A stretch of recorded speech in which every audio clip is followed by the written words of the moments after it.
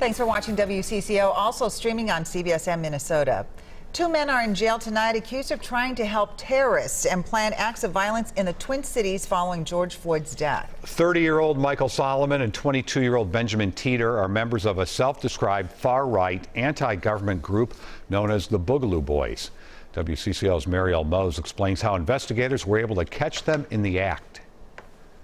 One of the main goals of the Boogaloo Boys is to incite what they call the Second Civil War, or a boogaloo. Lisa Waldner is an associate dean and professor of sociology at the University of St. Thomas, who does extensive research on extremist militia groups in the United States.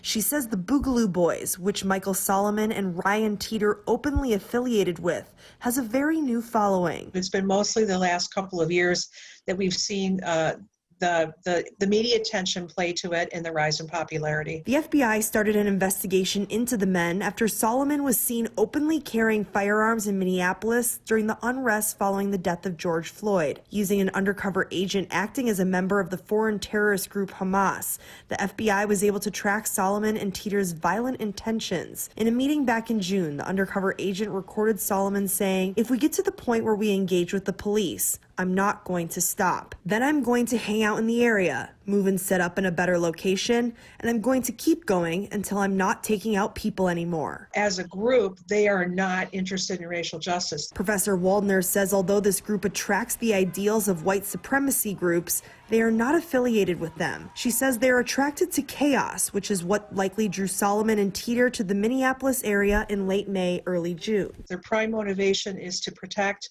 Second Amendment rights, to protect what they perceive as personal liberties. Both Solomon and Teeter also made threats to kill politicians and members of the media. In Minneapolis, Marielle Mohs, WCCO 4 News. Solomon is from New Brighton, Minnesota, and Teeter traveled here from North Carolina. Both will stay in jail until a hearing next week.